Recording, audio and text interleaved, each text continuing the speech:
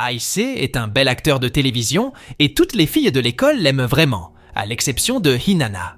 Elle est trop occupée avec ses études et aide ses parents à penser aux garçons. Elle est tout le temps fatiguée.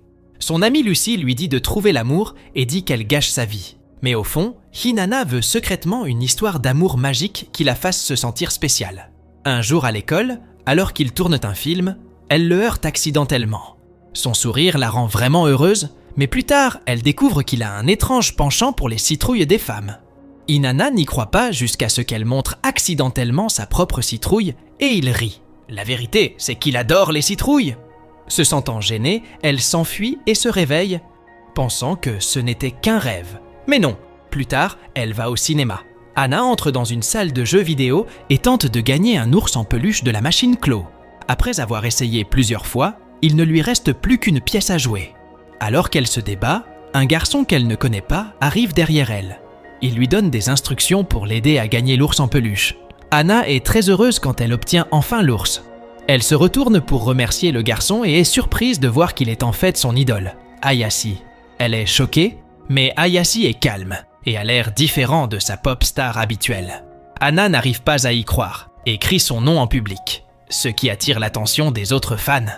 Ayase lui prend la main et il s'enfuit du centre commercial. Lorsqu'ils sont dans un endroit sûr, Ayase explique qu'il veut juste avoir une vie sociale normale et se faire de bons amis. Anna ne sait pas quoi dire, alors elle part rapidement parce qu'elle est en retard pour un film. Étonnamment, Ayase la suit au cinéma et ils discutent pendant un moment. Anna lui dit qu'elle aime les vieux films d'amour parce qu'ils sont doux et charmants, en particulier l'histoire de Cendrillon. Ayase enlève ses chaussures et les lui propose car ses talons sont cassés. Au début, Anna ne veut pas les accepter, mais après qu'Ayase ait insisté, elle accepte.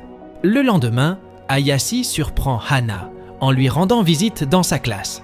Alors que toutes les fangirls crient d'excitation, Ayase n'a d'yeux que pour Hana. Il lui donne une nouvelle paire de chaussures, laissant tout le monde, y compris ses meilleurs amis Max et Suzy, sous le choc. Ayase met les nouvelles chaussures à Hana comme dans un conte de fées.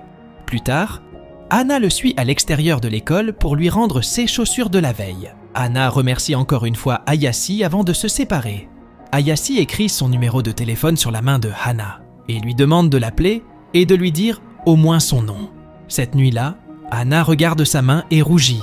Elle appelle le numéro dans l'espoir de enfin partager son nom avec Ayase. Malheureusement, le numéro n'est pas disponible pour le moment. Pendant ce temps, Ayase sort avec son ex-petite amie Daisy, qui est également une actrice célèbre. Ils n'ont aucune rancune et profitent de leur temps ensemble, car ils joueront dans un prochain film. Le lendemain, Hana efface le numéro de téléphone d'Ayase de son poignet avec colère, pensant qu'il joue simplement avec ses sentiments. À un autre endroit, Ayase attend dans sa camionnette qu'une scène soit tournée. Son manager lui donne quelques conseils, lui disant d'être prudent dans ses actes en public. En tant qu'acteur, la façon dont le public le perçoit est cruciale et toute attention négative pourrait nuire à sa carrière. Cependant, Ayase ne prête pas beaucoup d'attention à son manager car il aperçoit Hanana dans la rue. Il quitte rapidement sa camionnette et s'approche d'elle. Ayase s'inquiète de ne pas l'avoir appelé, mais Hanana lui montre ses journaux d'appel, expliquant qu'elle a essayé de le joindre plusieurs fois. Ayase se rend compte qu'il a dû lui donner son ancien numéro de téléphone et enregistre son nouveau numéro sur son téléphone. Cependant, Hanana, déjà blessée, lui arrache son téléphone et l'avertit de ne pas jouer avec ses émotions. Elle avoue l'avoir aimé auparavant, mais n'est plus intéressée. Alors que Hanana s'éloigne, Ayase exprime qu'il est important d'avoir des attentes, avant de soudainement saisir son visage et de l'embrasser. Hana est surprise par le baiser inattendu et reste silencieuse.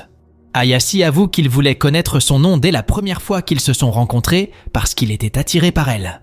Cette confession réchauffe le cœur d'Hanana et elle révèle enfin son nom. La scène passe ensuite au lendemain, avec Hanana vêtue d'une jolie tenue, attendant un rendez-vous. Ayase arrive dans sa camionnette pour la chercher et elle est curieuse de savoir où ils vont. Ayase lui demande d'attendre et de voir. Hanana est étonnée lorsqu'Ayase l'emmène dans son luxueux appartement. Elle n'a jamais été dans une maison aussi grande et luxueuse et Ayase n'a jamais amené de fille chez lui auparavant. Tous deux discutent et se détendent ensemble, en regardant un film romantique. Ayase finit par s'endormir avec sa tête sur l'épaule de Hanana. Au bout d'un moment, son manager arrive, tout aussi surpris et perplexe lorsqu'il aperçoit Hanana. Interrogée sur la fille, Ayasi affirme qu'elle est sa petite amie, choquant à la fois le manager et Hanana elle-même. Après le départ de Hanana, le manager donne des leçons à Ayasi sur le maintien de son image publique et désapprouve sa nouvelle relation avec Hanana. Il craint que les fans d'Ayasi ne soient dévastés s'ils découvraient qu'ils sortaient ensemble et que le public puisse réagir négativement. D'autant plus que Hanana n'est qu'une écolière issue d'un milieu social différent. Néanmoins, Ayasi reste imperturbable et dit qu'il l'aime vraiment. Le week-end, Hanana aide son meilleur ami Max dans le magasin de fleurs de son père.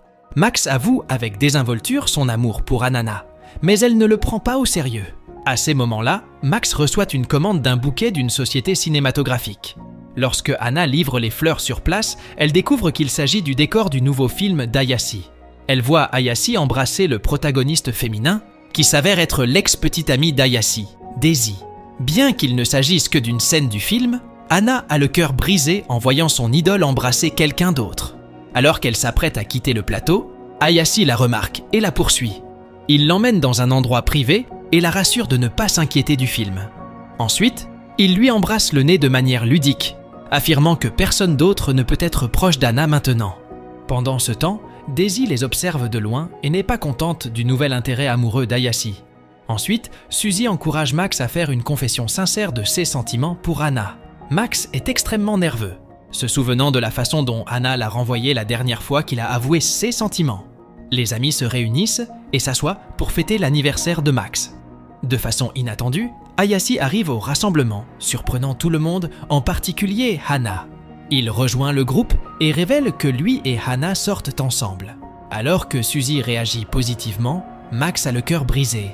Plus tard, alors que les deux garçons sont seuls, Max demande à Ayasi s'il est sérieux à propos d'Hana et l'avertit de ne pas s'approcher trop près si ce n'est pas le cas. Réalisant que Max a aussi des sentiments pour Hana, Ayasi affirme qu'il est très sérieux à son sujet. Néanmoins, Max n'est pas prêt à abandonner facilement. Le lendemain, Hana visite l'appartement d'Ayasi, mais elle est surprise quand Ayasi, ne portant que la moitié de ses vêtements, sort de la salle de bain. Elle ferme rapidement les yeux et Ayasi commence à flirter avec elle. Tous deux passent du temps de qualité ensemble.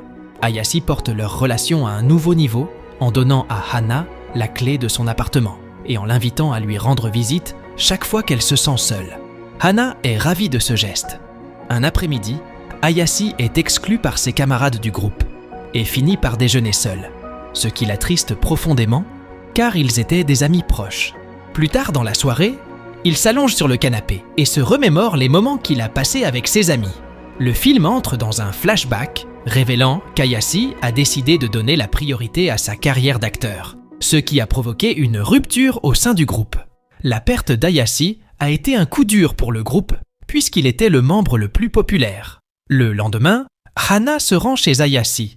Comme d'habitude, elle se laisse entrer en utilisant la clé qu'Ayasi lui a donnée, mais en entrant, elle trouve une paire de talons qui ne lui appartiennent pas. À la grande surprise d'Hanana, elle voit Ayasi embrasser son ex-petite amie Daisy, et son cœur se serre.